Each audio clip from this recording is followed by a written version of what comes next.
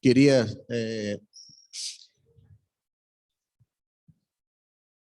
trazer aqui pedido de oração. Os irmãos intercedam, coloquem aí nas suas listas os grupos, além daqueles que já vimos orando, mas especificamente pela Flávia. Flávia é casada com o Daniel Goulart. Então, nora da Dalva, cunhada da Lia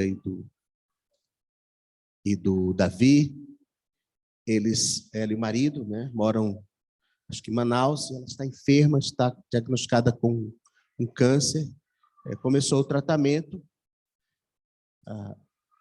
está aí naquela fase ainda inicial de tratamento, com boas perspectivas, do ponto de vista clínico, acho, não é, Dalva?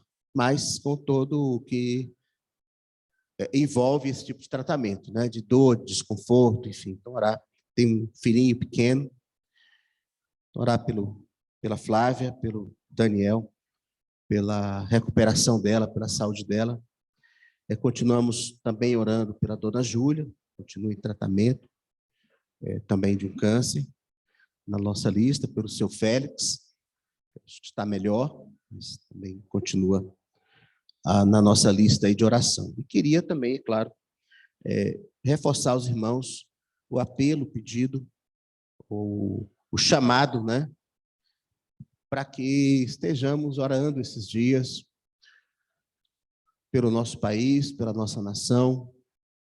Estamos aí no final de um processo político-eleitoral bastante intenso, complicado, difícil, e precisamos colocar isso nas mãos de Deus para que o Senhor haja conforme a sua vontade, a sua soberania, e também para que cada um de nós possamos, na condição de cristãos, cidadãos, nos posicionarmos, orarmos, intercedermos e votarmos, naturalmente, pensando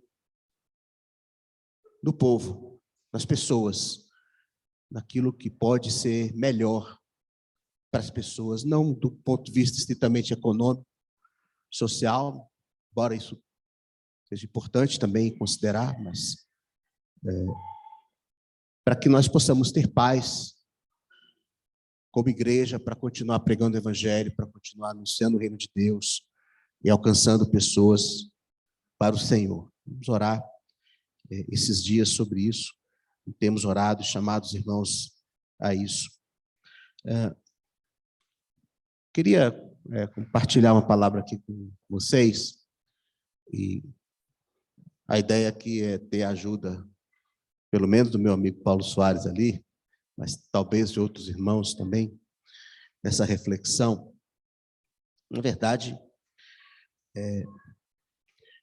boa parte, assim, do que queria dividir com vocês veio até de uma conversa,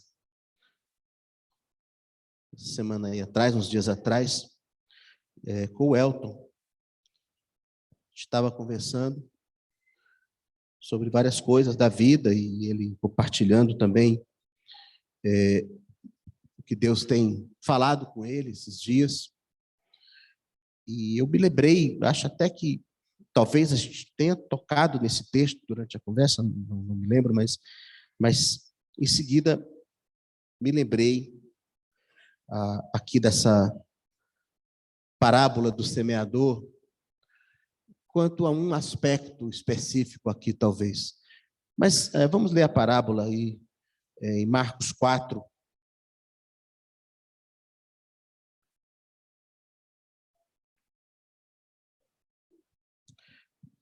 A partir do verso 1, diz assim: voltou Jesus a ensinar à beira-mar. Reuniu-se numerosa multidão a ele, de modo que entrou num barco, onde se assentou, afastando-se da praia. E todo o povo estava à beira-mar na praia. Assim lhes ensinava muitas coisas por parábolas, no decorrer do seu doutrinamento. Ouvi, eis que saiu o semeador a semear. E ao semear, uma parte caiu à beira do caminho. Vieram as aves e a comeram.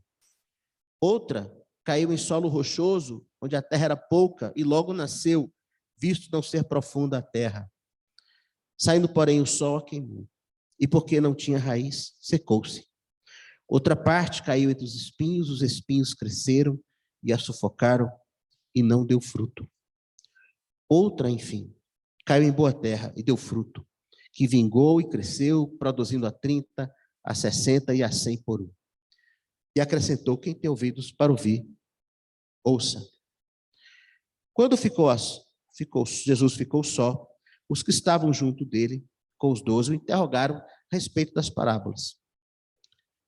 Ele lhes respondeu: a vós outros vos é dado conhecer o mistério do reino de Deus, mas aos de fora tudo se ensina por meio de parábolas, para que vendo, vejam e não percebam, e ouvindo, ouçam e não entendam, e para que não venham a converter-se e haja perdão para eles. Então lhes perguntou: não entendeis esta parábola? E como compreendereis todas as parábolas? O semeador semeia a palavra. São estes os da beira do caminho, onde a palavra é semeada, e enquanto ouvem, logo vem Satanás e tira a palavra semeada neles. Semelhantemente, são estes os semeados em solo rochoso, os quais, ouvindo a palavra, logo a recebem com alegria. Mas eles não têm raiz em si mesmos, sendo antes de pouca duração, eles chegando à angústia ou à perseguição, por causa da palavra, logo se escandalizam. Os outros, os semeados entre os espinhos, são os que ouvem a palavra, mas os cuidados do mundo, a fascinação da riqueza e as demais ambições, concorrendo, sufocam a palavra, ficando ela infrutífera. Os que foram semeados em boa terra são aqueles que ouvem a palavra e a recebem, frutificando a 30, a 60 e a 100 por um. Ficamos assim pensando a respeito do contexto aí dessa parábola, sobre essa semente que cai entre os espinhos. Naturalmente que a parábola é extremamente rica, talvez seja mais rica aí do Evangelho, e muitas coisas estão aí, podemos meditar, mas ficamos conversando e meditando sobre essa semente aí lançada entre os espinhos. Ela germina, ela cresce, mas não chega a dar frutos. E é sufocada pela concorrência dessas ervas daninhas aí, que competem com ela naquele terreno. Há uma certa progressão, né? A palavra no meio do caminho vai embora, não dá nada. Solo rochoso, ela até nasce, mas seca. Entre os espinhos, a parábola, ela germina, a semente germina. E ela nasce e cresce. O terreno é bom. O terreno é produtivo. Mas outras plantas também crescem. E concorrem e sufocam. Um dia desses, foi um camarada lá em casa, um agrônomo, dá uma olhada lá no nosso quintal. E ele olhou para cá, para lá, e de vez em quando a gente chama ele lá e tal. E falou, ele falou assim: olha, mas aquelas árvores ali, eu plantei assim, com muita esperança, um espécie de siriguela, lá no fundo do quintal. Mas não vai muito para frente. Cresce, né? A siriguela vai, às vezes tem um monte de siriguela verde lá, assim, mas em geral não.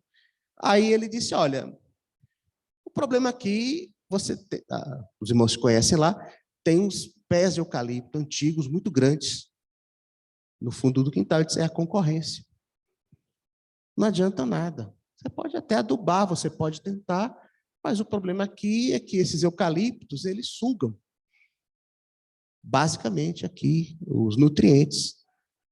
Não adianta. Não vai dar. Ou você tira os eucaliptos, enfim. Mas a tua questão não era o solo, a qualidade do solo, não era a falta de adubo ou de chuva, era apenas a concorrência. dos eucaliptos que estão plantados lá, e tem também os ficus na cerca do fundo, que também concorrem, né? E ao explicar aos discípulos o que seriam esses espinhos, Jesus fala aí no relato de Marcos em 3 coisas. Daí a gente pode comparar com os outros evangelhos, mas eu queria me ater apenas um aspecto. Ele fala na fascinação das riquezas, nas ambições, e fala dos cuidados do mundo. Os cuidados do mundo. O que é que são esses cuidados do mundo? Que não estão na mesma categoria de ambições ou de fascinação pelas riquezas. Então, em outra categoria. O que são esses cuidados do mundo? Por que eles crescem? E por que é que eles sufocam? E, na verdade, o que é que eles sufocam? Daí a gente pode pensar o que é necessário para frutificar em meio a esses cuidados do mundo. E que frutos devem ser produzidos. Então, toda vez que, irmãos, que a gente interpreta uma parábola, a gente precisa ter em mente o seguinte: Jesus faz uma comparação. Dessa comparação, nós podemos, a partir dela, tirar algumas conclusões ou fazer alguns raciocínios, como a gente está fazendo aqui. Uma semente cresce, tem um terreno e tal. Mas quando a gente passa para interpretar e dizer assim, a semente é a palavra de Deus. Então, há algumas coisas que você pode fazer uma relação entre uma semente e a palavra de Deus, mas há coisas que, sobre a palavra de Deus, que a imagem da semente pode não ser adequada. Certo? Então, a gente vai de um lado para o outro, pensando uma coisa ou outra, enfim. Então, o que são os cuidados do mundo que Jesus se refere aí? A gente ficou pensando, e até na conversa com o Elton, um pouco da vida, como vai.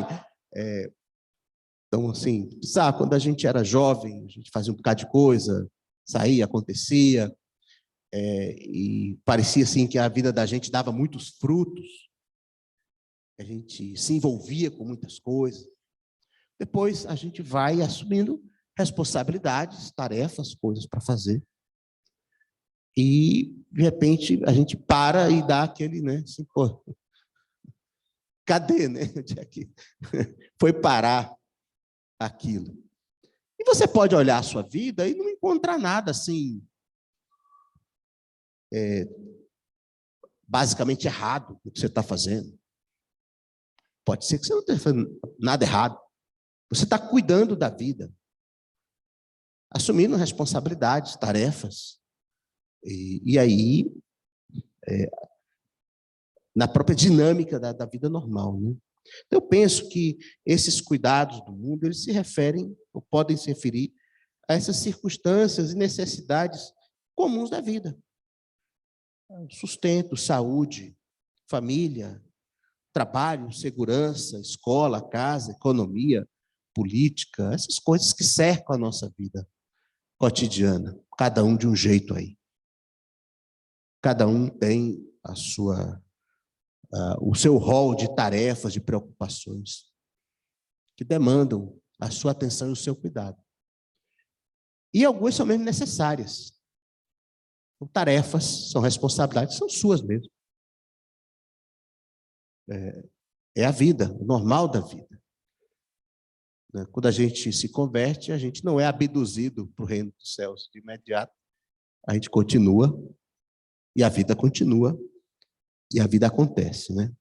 Também podem ser situações, planos, projetos com os quais a gente se envolve, preocupados com o presente, com o futuro, com aspirações que a gente tem.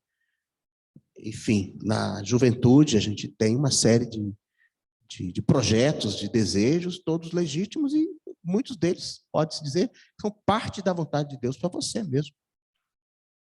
Que você, por exemplo, encontre um trabalho, ou que você se case, ou que você cuide de pessoas, ou que você desenvolva tarefas aí na sociedade, na sua família. Pode ser que você precise atender sua família, socorrer as pessoas, estar presente. E isso seja mesmo parte da vontade de Deus para você. E então eu penso que esses cuidados do mundo crescem, em parte, exatamente porque eles são legítimos e fazem parte dos nossos afazeres e deveres normais. Também eles crescem por uma característica de eles serem cotidianos, todo dia. Eles estão ali sempre. Você tem que cuidar disso sempre. Então, assim, sei lá, você tem que ir para o trabalho todo dia. Você tem que cuidar da casa todo dia. Integra a sua vida. Você não tem. O Paulo ali está falando, tem empreendimento dele que começou lá, fazer propaganda aqui, o melhor café de Salvador, se você for lá. Ele está entrando, ele sempre trabalhou um pouco nesse ramo. Aí qual é um problema para ele? Ele vai lá, um bolo maravilhoso de lavanda.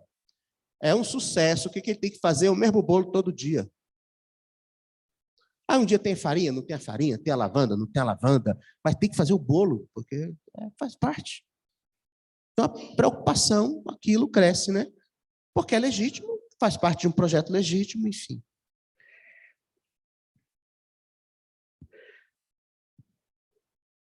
E nós temos que nos dedicar a eles. Né? Eu creio que eles também crescem, porque nós não temos, crescem no coração, esses cuidados, essas preocupações, porque nós não temos controle sobre isso. Sobre essas circunstâncias e necessidades. E aí elas geram temores e ansiedades no nosso coração. Nós não temos controle sobre essas coisas. E isso nos gera ansiedades e temores. E se não der certo? E se faltar? E se piorar? E se a doença voltar? Ou se esse projeto não prosperar como eu imaginei? Nós não temos controle. Aí, deixa de ser simplesmente uma coisa com a qual nos ocupamos para ser uma coisa que ocupa o nosso coração. E nos gera ansiedades e temores. E o futuro? E amanhã? Aí, assim, e se esse menino não se desenvolve como deve? Ou se essa situação, apesar de todo o meu esforço e cuidado, ela piora, eu perco emprego, ou o que seja. Isso faz com que esses cuidados do mundo deixem de ser, vamos dizer assim, algo ali normal do dia a dia e comecem a crescer. Se ele pudesse controlar, ficava mais tranquilo. Se você pudesse garantir de uma vez por todas que esse menino nunca mais vai ter uma febre, ficava tranquilo. Não é? Mas a gente não pode. Nem coisas elementares da vida a gente consegue garantir. E foi o que Jesus disse para aquelas pessoas, né? Assim, por que vocês andam ansiosos sobre essas coisas normais da vida, se vocês não controlam elas? E eu creio que, por outro lado, eles também crescem porque é quase que o oposto. Eles nos atraem com sentimentos, promessas, experiências de alegria e sucesso. Você faz o projeto deu certo, aquilo enche seu coração e leva você a se dedicar mais àquilo. Está funcionando, está dando certo. Você é um sucesso. Você conseguiu. Você está conseguindo ir bem na escola, você vai bem no trabalho, isso começa a te dar uma sensação de prazer, de satisfação e de segurança. E você se dedica mais a isso para poder ter mais disso. Então você tem, não sei, do lado econômico, né? Você tem acesso a coisas melhores, ao lazer, a coisas que você começa com coisas que você precisa, digamos assim, lá para sua casa. Daqui a pouco você está assim, sofisticando, né? e te dá alegria e prazer que você está indo bem no seu trabalho, está bem sucedido e está dando melhor conforto para as pessoas, para a sua família. Aquilo gera prazer, uma sensação de boa. Quem não acha que é legal? E cresce. Só que você está colocando, a gente está deslocando o centro da nossa confiança e da nossa alegria para essas coisas. Nessa lógica ou dessa experiência da satisfação que elas podem nos dar. Podem nos dar. Aí cresce. Aí cresce. Então, crescem quando nos geram ansiedade e crescem quando nos geram prazer. Cresce. Meio invertidamente, mas cresce. Porque ocupam mais o nosso coração. Deslocam mais a atenção da nossa vida para aquilo, né?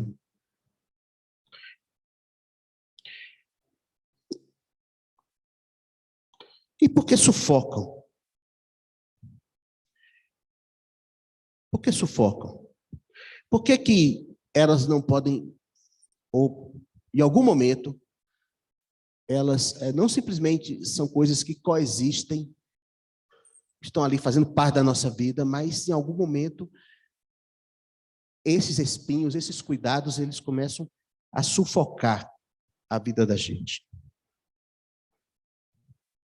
Exatamente, eu acredito que porque eles despertam e amplificam as nossas, por um lado, as nossas ansiedades e preocupações, e também a nossa satisfação e alegria quando temos sucesso e, de alguma maneira, passam a assumir o controle da nossa alma, do nosso pensamento, do nosso sentimento, da nossa vontade, da nossa agenda, e vão criando vínculos com o mundo e com as pessoas que podem nos ajudar ou de onde nós esperamos ajuda ali.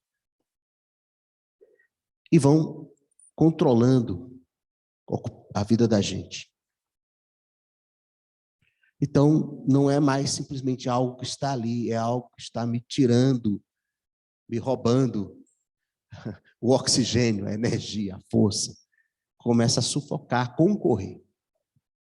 concorrer com a palavra, com a vontade de Deus, com a minha fé e confiança em Deus. Então, elas não sufocam simplesmente assim a nossa alma nesse sentido assim de nos gerar essa consequência, né, de perdermos a confiança, a fé e a alegria em Deus, mas o que elas sufocam é simplesmente a palavra de Deus, aquilo que poderia nos dar realmente segurança, alegria e prazer. Sufocam a palavra.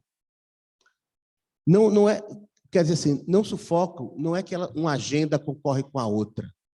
Você tinha coisas para fazer aqui, que são coisas que você entende que são muito boas, são coisas que devem fazer parte da sua vida como cristão, mas tem outras coisas que você precisa fazer, porque é a vida, tem que cuidar delas, tem que trabalhar, tem que não sei o quê, e tem um choque de agenda. Não é simplesmente um choque de agenda.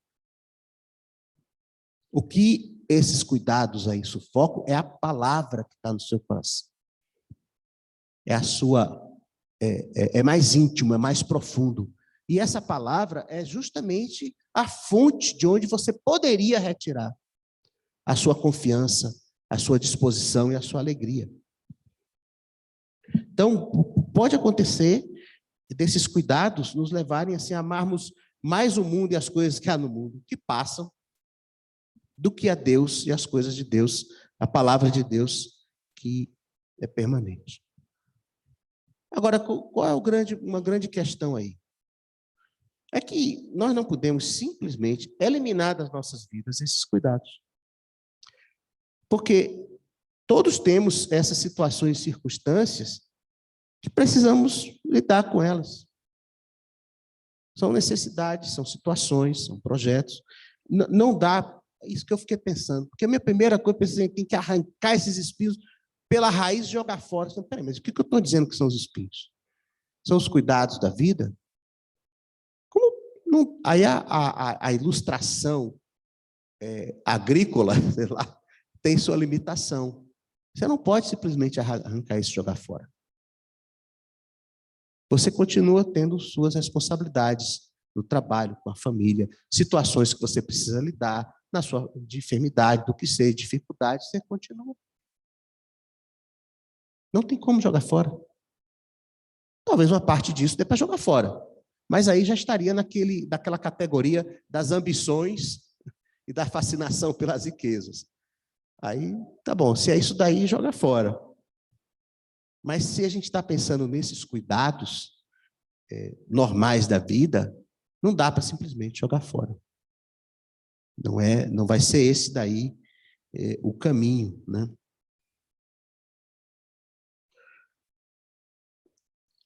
E o problema é justamente quando eles começam a pesar e nos sobrecarregar assim, de uma maneira desproporcional. Assumir uma dimensão que eles não devem ter na nossa vida. E quando isso acontece, quando essas coisas que seriam normais do dia a dia nos pesam e nos oprimem, ou nos dão prazer e alegria mais do que a medida saudável, nós temos um problema. Nós temos um problema. Pode ser que a gente esteja caminhando aí para uma fratura na alma mesmo, e ficarmos esmagados, e sobrecarregados, e cansados, e desanimados, sobretudo, com o dia a dia. Meus caros, o dia a dia pode ser mais pesado do que uma tragédia. Porque às vezes assim, tá, ninguém morreu, ninguém está tão assim, tão ruim, não sei o quê. Você fala isso para a pessoa, é verdade, mas ela está na alma dela, tendo uma sobrecarga excessiva com algo que ela mesma sabe que não deveria ter tanto peso na vida dela, mas está tendo. E aí cria mais um peso, que é o peso de que eu não devia ter esse peso. Afinal, que tipo de cristão que eu sou, né? Por que eu estou perdendo meu sono com isso? Então, eu não tenho fé, eu não conheço a Deus, não confio em Deus. Aí piora. Aí piora. Assim, quando chega nesse ponto, realmente sufoca. A pessoa vai ler a Bíblia, só vê condenação contra a vida dela, porque ela não é nada daquilo. Qualquer conselho, qualquer palavra que os irmãos possam dar, a pessoa pode entender e ouvir do outro lado. Fofoca.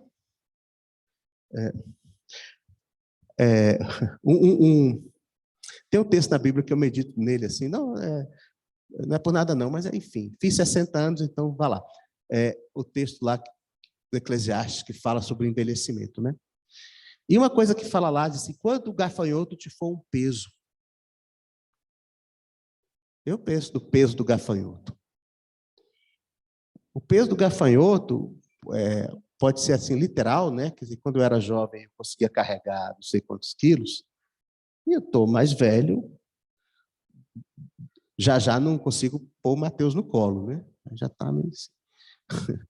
Mas o peso do gafanhoto tem a ver também, eu acho, eu creio, com esse desgaste emocional, esse desgaste de alma. Que antes você enfrentava aquela situação de boa, agora você já vai para ela assim, caramba. Acontece, por exemplo, no trabalho. Você trabalhou 40 anos na mesma coisa, né? Aí no final você já está assim, tá, eu já vi esse filme colorido, descolorido, remasterizado, e não sei o que lá, e você vai para pensar assim, tá bom, mas vamos lá, tem que resolver esse negócio de novo. E pesa na alma. Só que esse peso do gafanhoto, digamos que é algo normal. Tem que lidar com ele.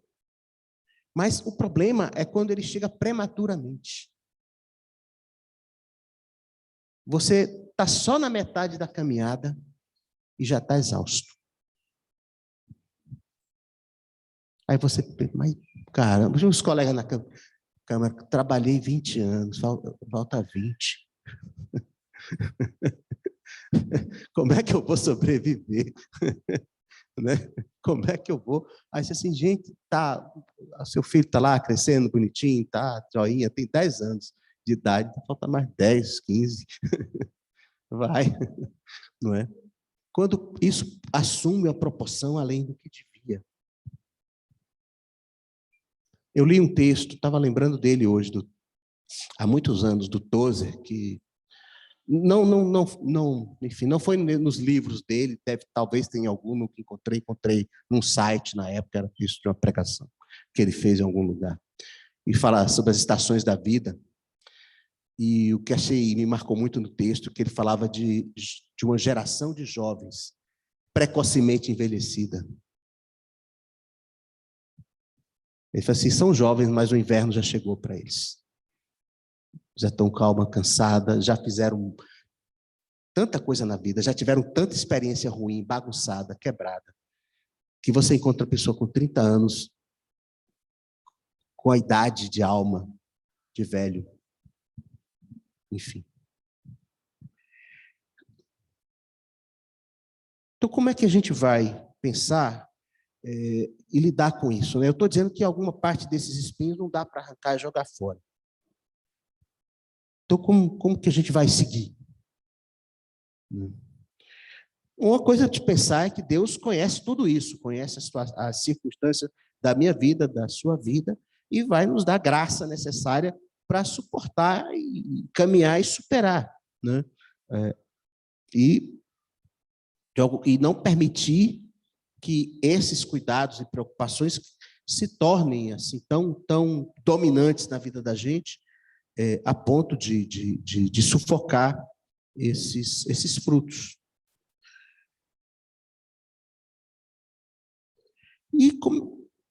Isso é um ponto. Um outro ponto que eu acho importante sobre como a gente lidar com isso é entender a fé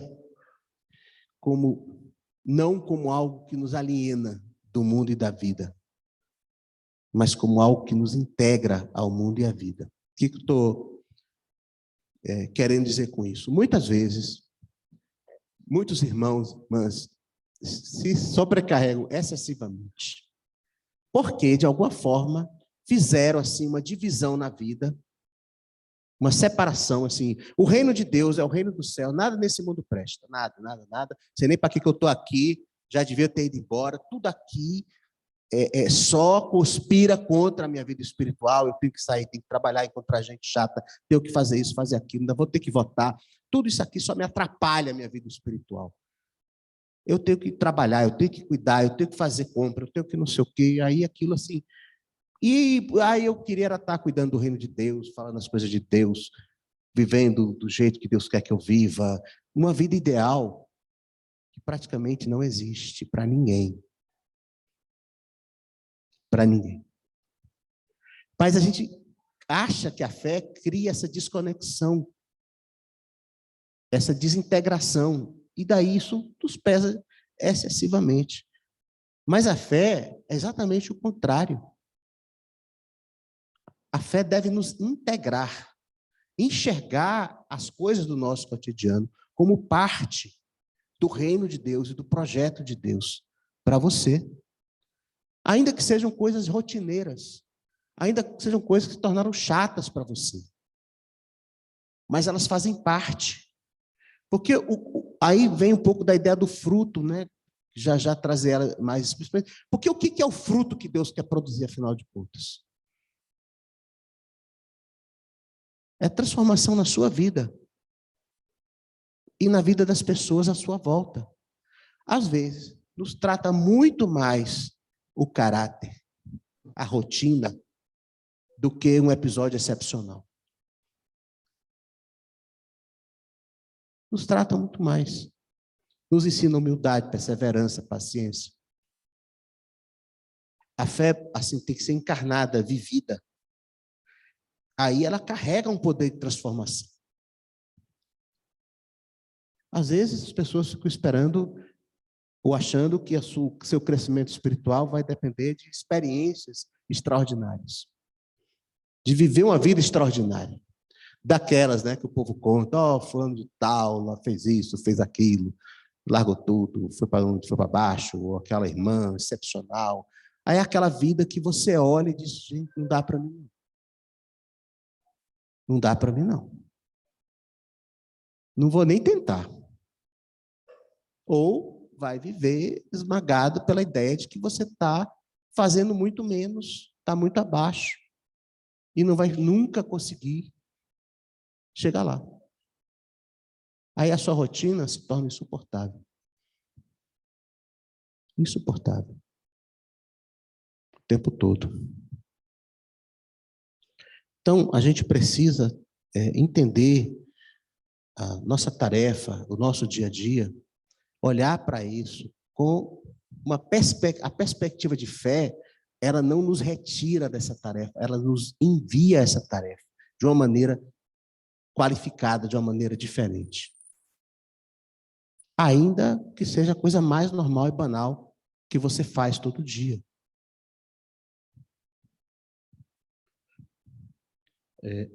Alguns irmãos conhecem um livro que chama A Prática da Presença de Deus, né? Irmão Lauras. É um livro da Idade Média, um monge de algum tipo. Ele era o mais... estava lá no mosteiro com muito desejo de servir a Deus, mas ele era o mais peba de todos. Ele era assim, né? A única tarefa que davam para ele fazer era cozinhar. E, segundo ele mesmo, cozinhava mal. Então, o que ele tinha que fazer no mercado, comprar batata, não sei o quê, cuidar da horta e fazer a comida dos monges, que comida para monge não precisa ser gourmet, né? O cozinheiro de monge não ser bom, precisa caprichar e não ser bom, né? Aí ele começou a entender que o essencial na vida dele era ter consciência da presença de Deus o tempo todo, não importa o que ele estivesse fazendo. Ele não era chamado para pregar, para ensinar, para doutrinar. Não era essa a tarefa dele. E ele começou a entender que o essencial era ele ter a maior parte do tempo que ele pudesse consciência de Deus está comigo, Deus está presente. Mesmo que eu esteja aqui só descascando batata, Deus está presente. E é isso que Deus quer que eu faça. É a minha tarefa hoje. É ir na roça capinar. Aí ele escreveu isso, testemunho, em algumas cartas para algumas pessoas, virou um livro, né, que chegou até hoje para a gente. Quem era o abade superior dele, que fazia as pregações, a gente não tem a menor ideia. Agora, o testemunho do irmão Laurence chegou até a gente, porque ele é muito, muito importante, né, assim, essa consciência. E, se a gente for ver, é basicamente isso que Jesus disse lá em João 15, naquela parábola também da videira, sobre a maneira de dar fruto. Ele diz assim, se o ramo permanece ligado à videira, ele vai dar fruto. O que isso quer dizer? O que é estar ligado a Jesus? Aí ele disse, guardar, obedecer os meus mandamentos. Aquele que tem os meus mandamentos e os guarda, esse é o que me ama. E aquele que me ama será amado do meu Pai, e nós viremos e faremos nele morada. Foi o que ele disse. Então, ande nos meus mandamentos, guarde os meus mandamentos. Assim você vai demonstrar o seu amor por mim, e nós vamos vir morar em você, e você vai dar fruto. Naquele texto, eu ouvi uma vez uma meditação sobre isso, nunca esqueci. Há muitos anos, de um pastor, ele disse uma coisa óbvia, ele disse irmãos, o imperativo nesse texto, a ordem que está nesse texto, não é dar frutos, é permanecer em mim. Muita gente fica preocupado porque não tem o que dar fruto, tem o que dar fruto, como se a ordem fosse dar frutos. A ordem não é dar frutos, a ordem é permanecer em mim, e eu permaneço em você, e os frutos aparecem. E os frutos aparecem. Quando a gente coloca a ênfase no dar frutos, aí vem todos os cuidados e ansiedades. Quando a gente entende que o essencial é permanecer nele e a palavra dele em nós. Os frutos surgem. E na própria parábola do semeador, se a gente lê os outros textos, né? O que é necessário para dar fruto? O ensino que a gente encontra lá é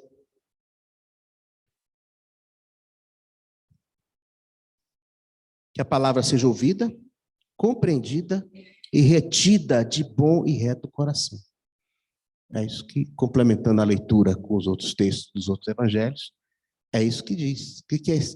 Qual é o bom terreno? Onde é que essa semente produz fruto? Onde a palavra é ouvida, compreendida e retida de bom e reto coração. Então, não é meramente ouvir de uma maneira desatenta, descuidada, receber, guardar no coração, meditar e praticar aquilo que o Senhor está dizendo. Compreender a palavra de Deus. Compreender a palavra de Deus. Se conhecer a Deus por meio da sua palavra. Ter esse encontro, essa comunhão com Deus. Porque se nós tornarmos a leitura bíblica só mais uma tarefa, vai se tornar mais um desses cuidados, concorrendo com os outros cuidados, que às vezes nos geram muito mais culpa do que satisfação. Porque virou mais uma tarefa. A leitura cotidiana e a meditação é uma disciplina espiritual, nem sempre é agradável. Nem sempre. Então, você botou a semente lá, plantou no solo e tem que todo dia regar, não é uma tarefa agradável. Você não está vendo nada, a semente está lá escondida e você continua indo lá regar. Quando aquela planta nasce, tem que cuidar dela. Também não é uma tarefa agradável. Tem que capinar, cuidar, ver se não está dando bicho, sei lá o que, adubar. Também não é uma tarefa agradável. Mas há uma esperança daquele que lança a semente, que é colher o fruto. Então, assim, nesse processo aí, para que essa semente dê fruto, que essa palavra dê fruto, assim, é muito importante que a gente, se a gente não tem, e nem deve eliminar todos os cuidados que nós temos, nós precisamos trazer um equilíbrio para a nossa vida, e um centro para a nossa vida, em torno desse encontro com o Senhor, dessa comunhão com o Senhor, que vem pela palavra, pela busca do Senhor. Então, na verdade, assim, o essencial aí é a própria pessoa de Jesus, a própria presença dele no que a gente faz, onde a gente anda. Sei que para alguns pode ser muito difícil, assim, você tem muitas coisas para fazer e você está muito sobrecarregado. Então, não tome o que eu estou dizendo como mais um peso, mas como um caminho de esperança. Um caminho de esperança. Se nós ouvirmos a palavra, tivermos bom e reto coração para viver aquilo que a palavra diz, o mais importante que vai acontecer é que o Senhor vem fazer morada na gente. É isso que é o mais importante que vai acontecer. Não é que você vai conseguir fazer coisas, ou mais coisas, ou menos coisas. O mais importante é que Jesus diz, viremos e faremos nele morada. Isso é o mais importante. Porque aí a vida flui.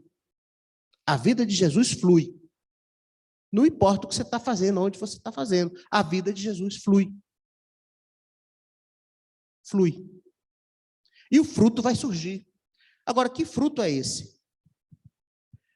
Tudo que a vida de Jesus produz, ou pode produzir na gente. Fruto é uma ilustração que Jesus usa que aponta para algo visível e aparente e contável, né? 1 por 100, 60 por 1, 70 por 1. Mas, quando a gente vai pensar no que é esse fruto que a vida de Deus produz, a gente precisa, então, ir para a realidade espiritual que Jesus está se referindo. Ele não está falando de banana e laranja. Ele está falando do Espírito Santo em você. O que é que produz isso? Então, comunhão com Deus, união a Deus, transformação, santidade, serviço aos irmãos, proclamação, boas obras, tudo que a vida de Deus, paz, amor, alegria, paz, fruto do Espírito, não é? Amor, alegria, paz, paciência, para perseverança, tudo que a vida de Deus produz em você e através de você nos outros. Então não é assim, quantos você pregou, batizou, quantos se converteram. Isso é um tipo de fruto que, aliás, esse fruto aí, em geral, é produto da vida do corpo, não de alguém sozinho, porque Paulo diz, um planta, outro rega, outro semeia, outro colhe. Outro colhe. Esses frutos aí, que a gente às vezes se refere a eles como vidas ganhas, e dificilmente alguém pode dizer, isso é meu fruto. Eu dei tantos frutos esse ano porque eu preguei e batizei tantos. Negativo, meu caro. Não é assim.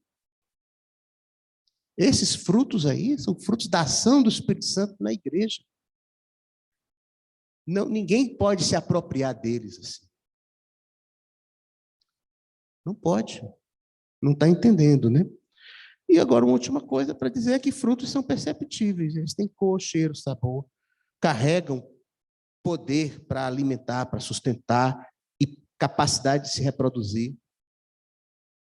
Então, se eu estou dizendo aqui que fruto não é necessariamente algo que se possa contar e fazer esse inventário, por outro lado, ele é algo perceptível. A vida da gente precisa ter cor, sabor e cheiro. É algo que se você sabe e percebe, e os outros sabem e percebem, se há o fruto da vida de Deus em você. Pode até as pessoas de fora ter dificuldade de explicar isso. Mas elas se comportam como quem percebe isso.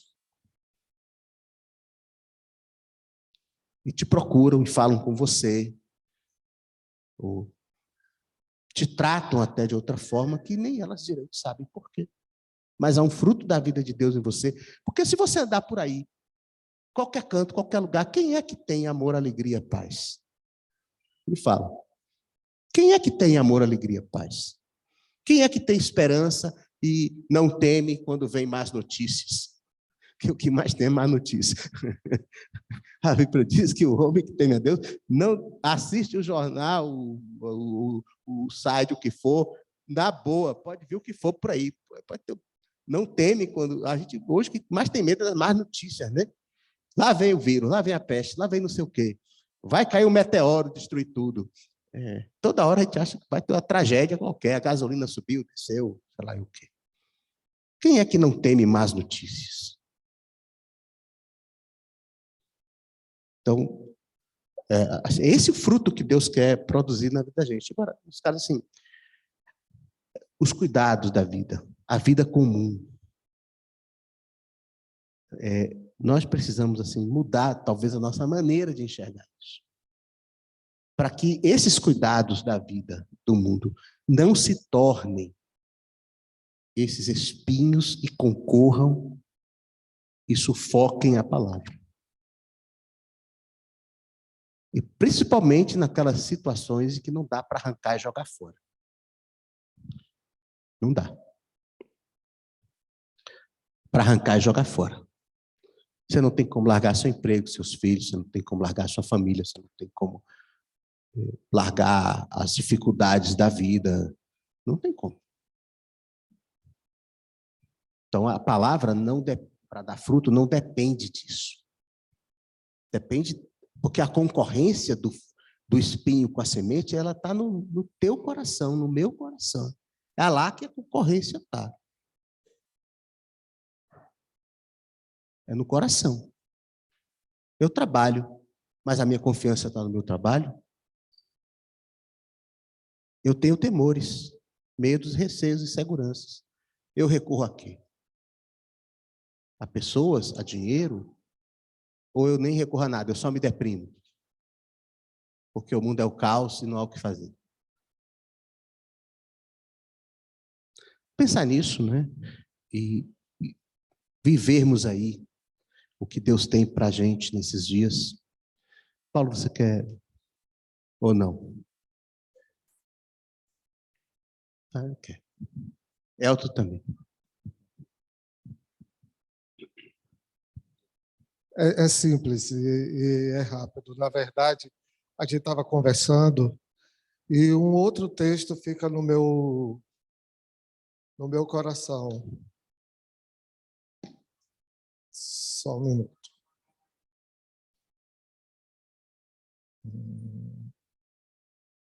Que é o texto de Mateus 5, do 13 em diante, que diz assim: Vós sois o sal da terra. Ora, se o sal vier a ser insípido, como lhe restaurar o sabor? Para nada mais presta, senão para ser lançado fora, ser pisado pelos homens. Vós sois a luz do mundo. Não se pode esconder a cidade edificada sobre um monte, nem se acende uma candeia para colocá-la debaixo do alqueire, mas no velador, e alumia a todos que se encontram naquela casa. Assim brilhe também a vossa luz diante dos homens, para que vejam as suas boas obras e glorifiquem a vosso Pai que está nos céus.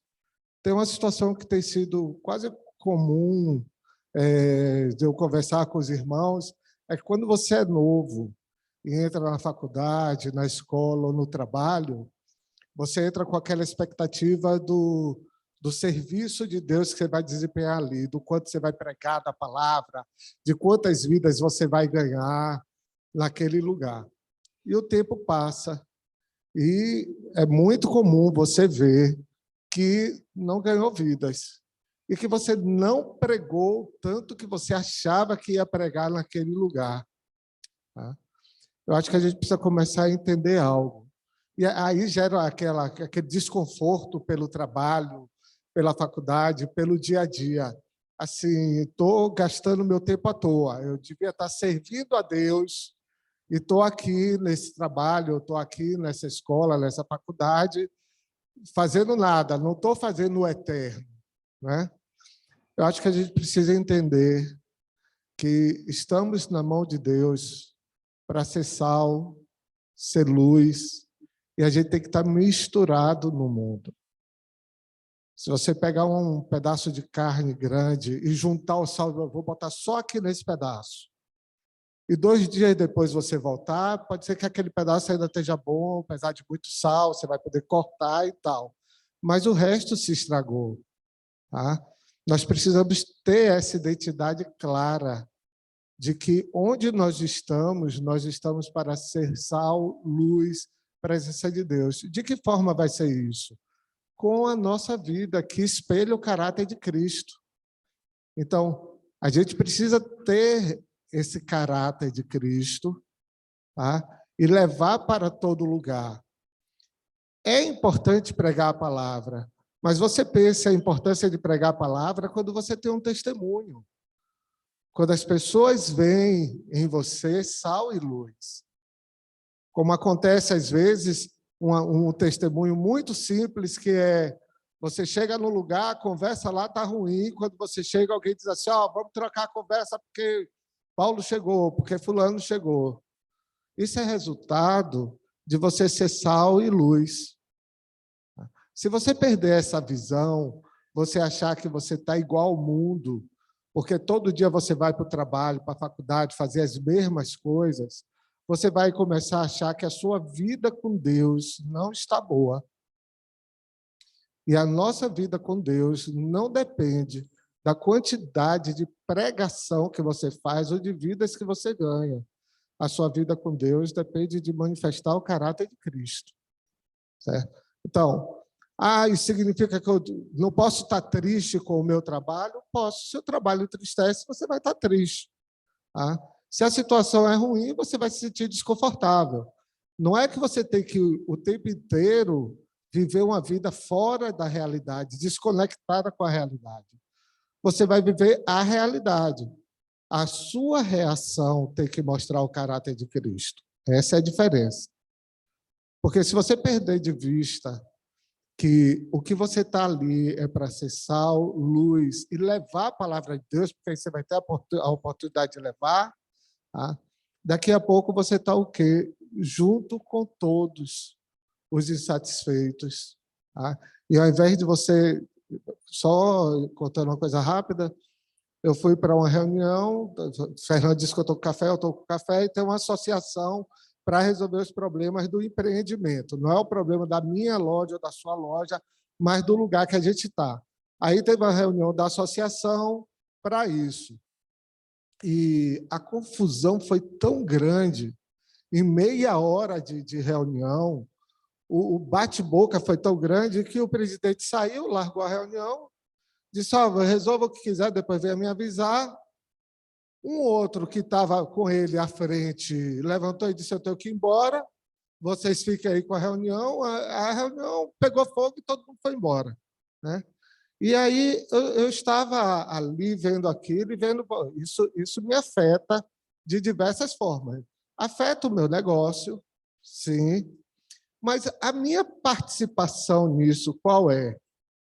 E aí eu fui até o presidente, até o outro, o presidente não estava, foi até o outro, conversar com ele sobre... Conversar com ele. Ele me recebeu ríspido, né? Assim, e eu insisti, fui falando da importância, falando de tudo, do papel dele e tal. Né?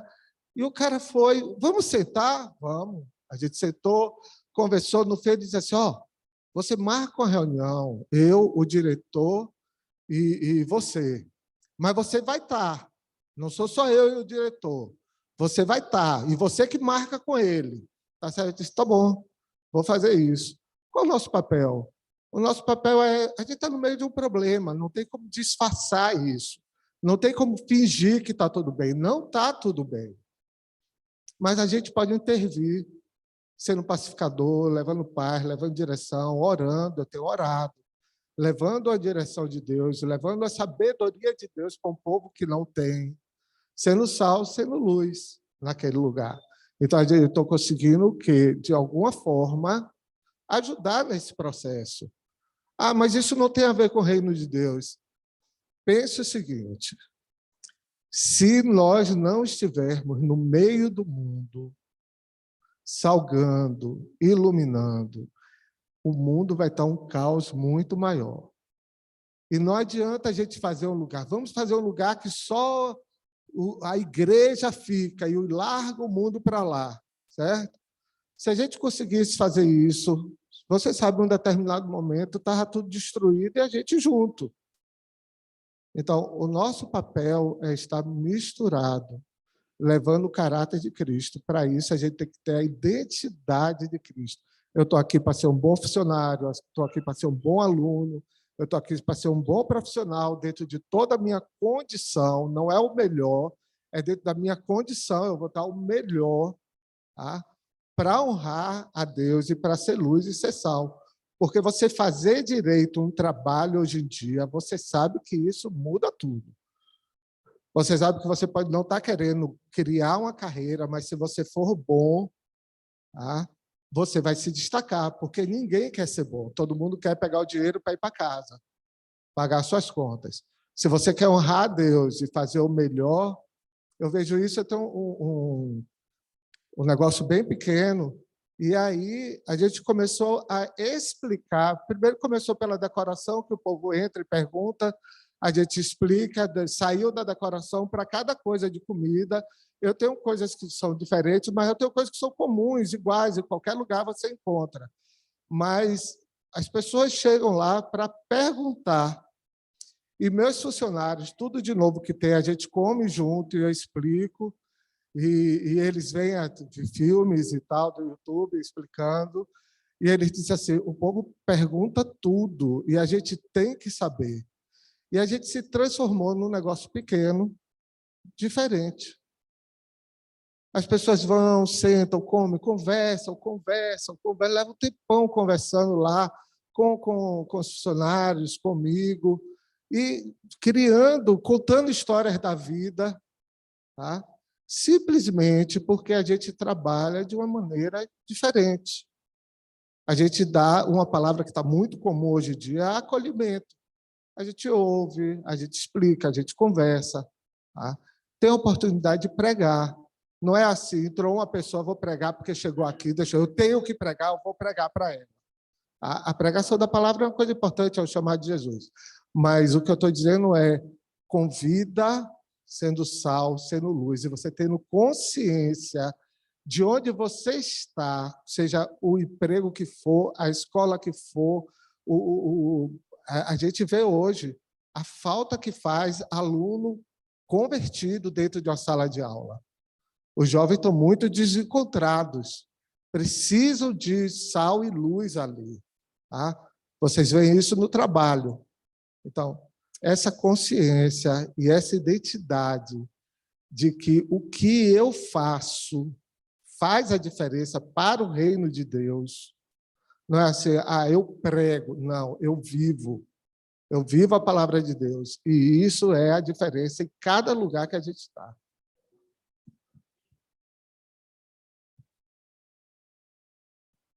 Bom dia, irmãos. Essa conversa que eu tive com o Fernando foi algo que Deus me falou comigo. Teve uma palavra que o Pedro compartilhou aqui um tempo atrás, e ele citou várias situações que a gente passou no passado, né? Quando ele se converteu, o Vitor se converteu, muita gente se converteu. Naquela época, o nosso grupo caseiro chegou a ter 60 pessoas. Então, e quando o Pedro estava falando, eu me relembrando daquelas situações, eu fiquei pensando. Uma coisa que me veio ao coração, falou assim, ele falando, né, daquilo que aconteceu, uma coisa que veio ao meu coração é: onde é que está esse Elton aí? E aí, é por isso que o Fernando discorreu sobre essa questão aí, né? E eu vi muitas coisas que eu deixava de fazer, hoje eu não faço. Muita coisa a dedicação que eu tinha naquela época, eu não tenho hoje. Essa foi uma coisa que me chamou bastante atenção. E um texto aqui, esse texto da parábola do semeador, ele tem nos 3 evangelhos e também tem várias versões, né? Só rapidamente aqui, ó. Marcos 4,19 tem uma tradução que fala assim, ó: há demais ambições concorrendo, né? Concorrendo, que foi o que o Fernando falou, o cuidado do mundo e os enganos das riquezas. Outra coisa, Lucas: deleite da vida e os frutos não chegam a amadurecer. Então, assim, essa parábola Jesus fala que é da semeadura da palavra, só que a gente ela se aplica também ao nosso custo da nossa vida, e a gente tem que estar atento a isso para não deixar esse sufocamento. Então, isso tem que ser diário. E aí me levou a outra parábola, que é a parábola dos talentos. E é uma parábola que muito me confronta, porque é o seguinte, de enterrar os nossos talentos. Interessante que a parábola dos talentos, ela está junto da exortação da vigilância. A vigilância da parábola das 10 virgens, a parábola do servo negligente. Então, é um alerta. Enterrar o talento. Enterrar o talento é negligenciar o chamado que Deus tem para nossas vidas. É o que o Fernando falou, né? A gente tem que estar ligado à videira para que a gente dê fruto. Não é a parábola dos talentos, não é ativismo religioso, não é para fazer um monte de coisa, é para cumprir o chamado que Deus nos chamou. Agora, é aí que é a questão. A gente tem negligenciado o nosso chamado, é o que Deus tem falado comigo. Eu tenho negligenciado o meu chamado, enterrado meus talentos, preocupado, deixando que as coisas da vida fossem me afastando, né, dessas coisas. Até conversando com o Fernando no dia lá, eu até comentei com ele, eu falei, para o Fernando ser pastor, ele teve que abrir mão de muita coisa. No trabalho dele, ele teve muitos chamados assim para ser, né, várias coisas com conhecimento que ele tem na carreira dele. Ele teve muitas oportunidades. Ele teve que abrir mão. Seguir a Deus é fazer escolhas, é abrir mão. Você vai ter que abrir mão. Lá na porta, quando a gente aprende lá, a gente, né, larga, vende tudo que tem pela pérola preciosa. Então, assim, isso que Deus me lembrou. E outra coisa, enterrar o talento é pecado. Porque o Senhor, quando vem, ele julga, e aí ele pega aquele lá que enterrou o denário e joga ele lá e a choros e ranger de dente, né? Então, assim, é um alerta muito grave, né? Igual a parábola das 10 virgens. É um alerta muito grave, que quando o Senhor voltou não tinha azeite. Então, é algo realmente que tem que ser, a gente tem que se focar muito nisso. E quando Jesus também fala, a seara é grande, os ceifeiros são poucos, né? Eu estava conversando com o Pedro esses dias também, compartilhando com o Pedro, com o Renato, com alguns irmãos, né? É a mesma situação. Porque por muitos estarem negligenciando e enterrando os talentos, falta pastor, falta líder, falta discipulador, falta homem e mulher de oração, falta pessoas que cuidam dos órfãos, das viúvas, falta ministério de socorro, falta coisas simples, né? Esses dias eu estava conversando com a irmã, ela falando da dificuldade que tem para pessoas ficarem cuidando das crianças no encontro. Assim, é uma coisa que é um serviço simples, mas que falta gente até para isso, né? É um simples assim, é um serviço que quase qualquer um aqui pode fazer e falta gente para isso. Então, assim, o tanto que essas coisas têm tomado nosso coração, né? Só para finalizar aqui, aquela palavra, o que Jesus fala, né? Buscar em primeiro lugar o reino dos céus e todas as coisas serão acrescentadas. É isso aí que Paulo falou. Paulo Soares falou. A gente buscando o reino dos céus, isso vai fluir da nossa vida. É só isso, é fluir da nossa vida. E aí, eu meditando nisso, Deus falou, não, o que falta é que os cuidados do mundo faz com que a minha comunhão com Deus se enfraqueça.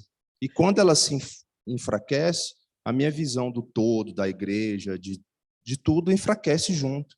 Então, o chamado que o Fernando falou, né?